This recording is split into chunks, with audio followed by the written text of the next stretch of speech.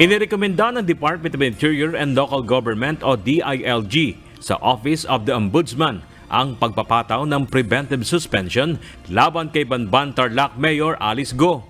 Sa isang pahayag, sinabi ni DILG Secretary Benhur Abalos Jr. na bumuo na ang ahensya ng task force na tututok sa pag-iimbestiga ukol sa umano'y ugnayan ni Mayor Go sa iligal na operasyon ng Pogo Hub sa kanilang lugar. Ayon pa sa kalihim, nakapagsumiti na sila ng report sa Ombudsman kahapon.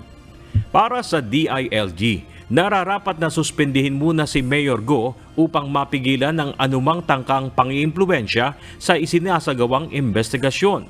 Samantala, nais naman ni Defense Secretary Gilbert Teodoro na magkaroon ng malalimang investigasyon sa nadiskubring iligal na Pogo Hub sa Bamban, Tarlac. Dating nagsilbi bilang congressman ng Tarlac ang kalihim at naniniwala siya na hindi iligal na makakapag-operate ang nasabing Pogo Hub kung walang sabwatan mula sa mga lokal na opisyal at pulisya. So, ang key dito ay local governance din.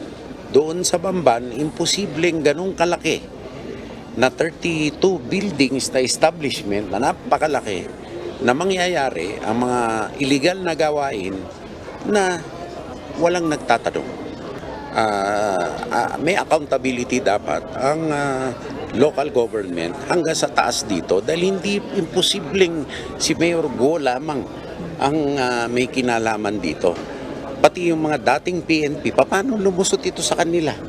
At ang gawain dito, hindi pogo ito hindi pogo, scam, human trafficking.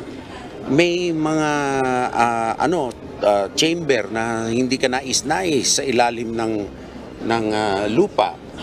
Wala pang tugon ng PNP ukol sa pahayag na ito ng Defense Secretary.